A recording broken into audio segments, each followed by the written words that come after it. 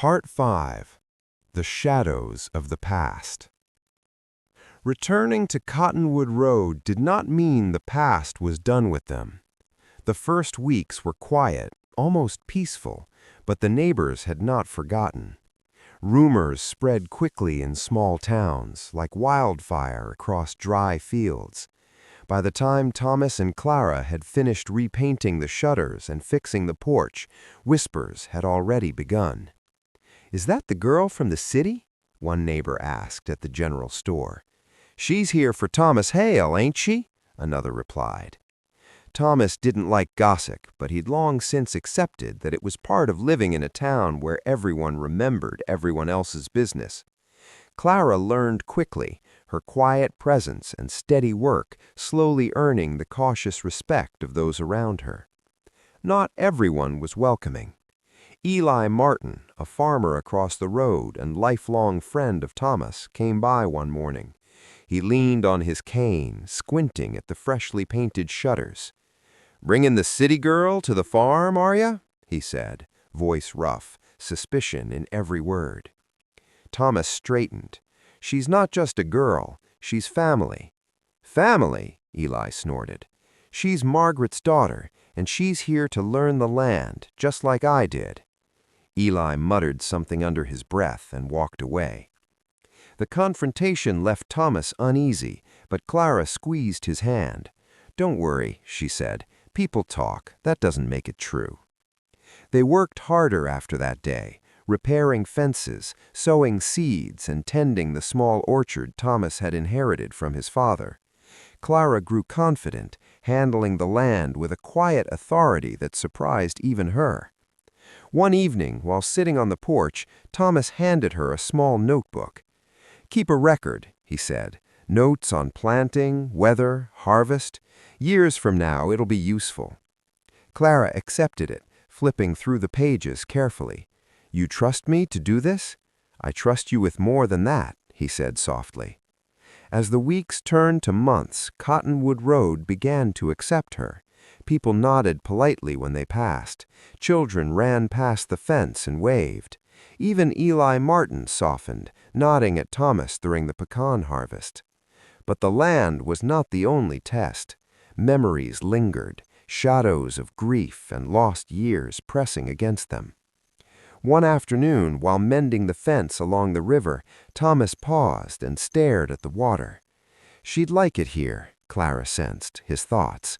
"Would she?" he asked quietly.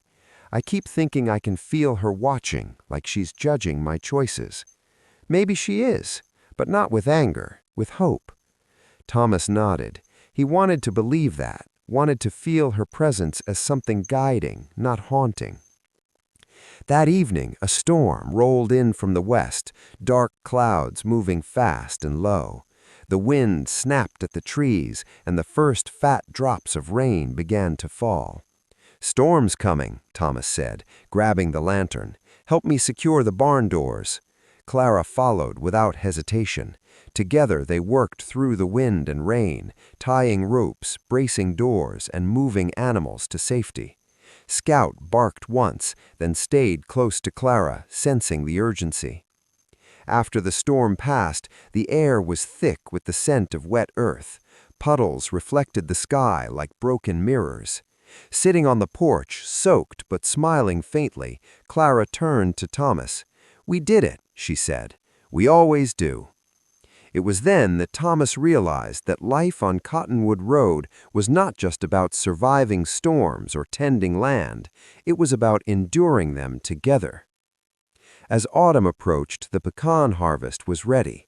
Clara worked alongside Thomas, climbing ladders, shaking branches, and collecting nuts.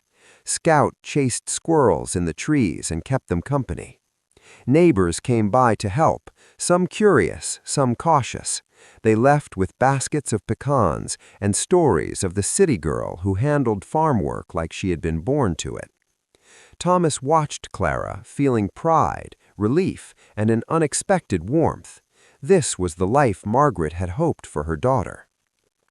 One evening, as the sun dipped behind the distant hills, Clara leaned against the fence and whispered, "Do you think she'd be proud?" Thomas looked at her, the horizon glowing behind her silhouette.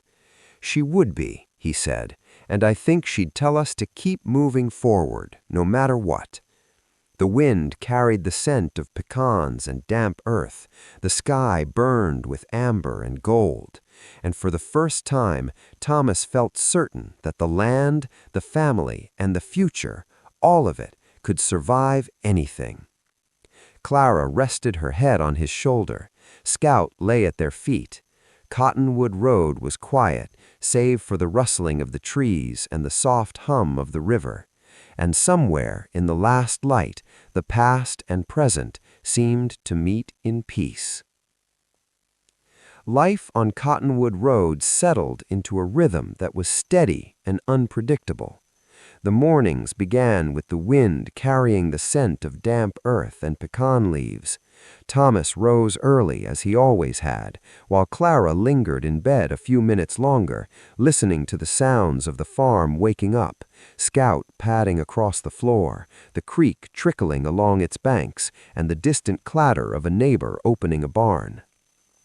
By mid-morning, they were working together in the fields.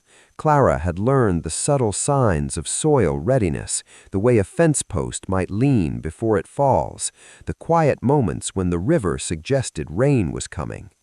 Thomas marveled at her instinct and careful attention.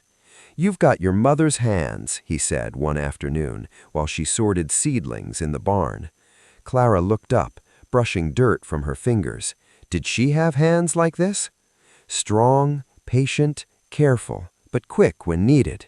She smiled faintly. "I hope I can be half the woman she was." "You already are," he said simply.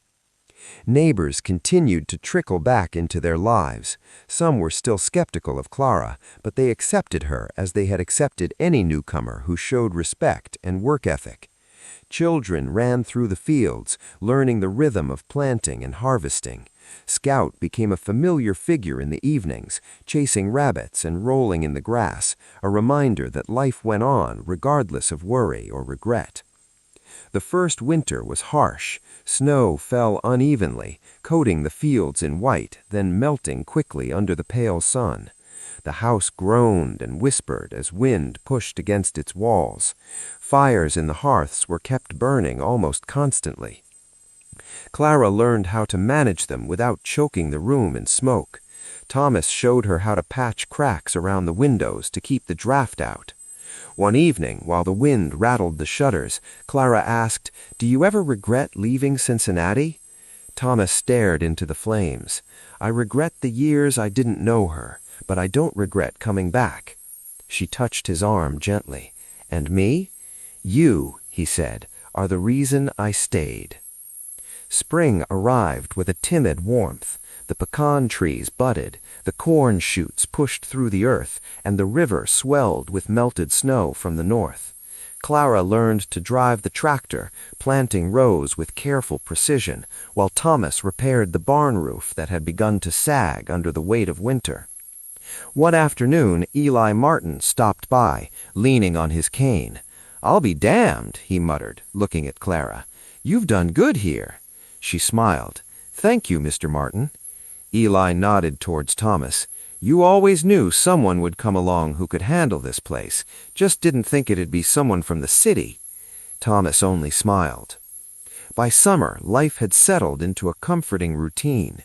They shared meals at the table Margaret had once set, tending the land, reading letters from distant friends, and remembering the woman who had shaped their lives. Clara began keeping a journal, noting everything: weather patterns, harvest results, small victories, and the occasional heartbreak. One evening, while they sat on the porch watching the sun dip behind the hills, Clara whispered, "I think I understand her now." "Who?" Thomas asked. "Your wife, my mother. She wanted me to know the land, to love it, to find a place where I belonged. I think I understand why she left." Thomas nodded. "She loved the world too much to stay in one place and watch it slip by. She wanted more than we could offer then." Clara leaned her head on his shoulder. Scout lay at their feet. Cottonwood Road was quiet, save for the rustling of the trees and the soft hum of the river. and somewhere in the last light, the past and present seemed to meet in peace.